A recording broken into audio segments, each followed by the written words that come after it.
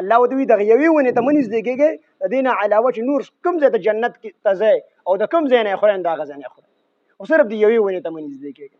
وي دا ونه کمه وه، نو بعضې مفسرین وایي چې دا ونه د کجورې ونه وه، بعضې وایي دا ونه د املوک ونه وه، او بعضې وایي چې دا ونه د انځر ونه وه، او بعضې وایي چې دا ونه د غنم ونه وه. اکثرو مفسرینو رایې دا چې دا د غنم ونه وه. نو غنم وړوکې غوندې ډکې دي، نو الله بیا ونه ولې ذکر کوله؟ وي دا د جنت او د دنیا خاصیت جدا جدا دي. دا په جنت کې ډېره غټه ونه وه د غنم ده، خو چې کله د آدم علیه السلام نه دغه لغزش شو،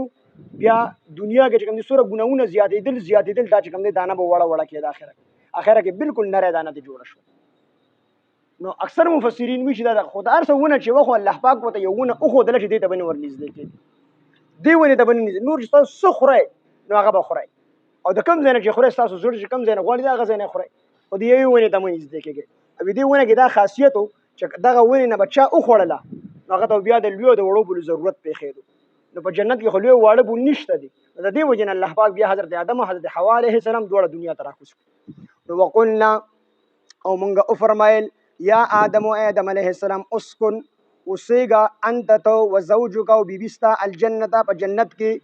وکلا او خورئ منها د دې جنت نه رغدا فراخه حیث شئتما د کوم ځای نه چې تاسو غواړئ، تاسو دواړه د کوم ځای نه غواړئ د هغه ځای نه خورئ. ولا تقربا او دواړه مه نږدې کېږئ هذه الشجرة دې ونې ته، فتکونا پس شی به تاسو من الظالمین د زیاتي کوونکو نه. تاسو که دغې ونې ته نږدې شوئ، د نږدېکت نه مطلب دا که تاسو د دې نه وخوړله، لکه څنګه چې ډاکټر چاته علاج ښي نو وي دې خوراک ته به نږدې کېږي هم نه، پیو ته یا غوړو ته به نږدې هم نه ورځي، نو مطلب یې دا نه چې په نږدې باندې دې ته نقصان رسي، خو مطلب یې دا چې بالکل د دې د خوراک نه مکمل پال کې دا چیز دلته کې الله پاک وایي دې ته نږدې مه ورځئ، مطلب څه چې د دې نه مکمل ځان وساتئ، دې نه بالکل خوراک نه کوئ.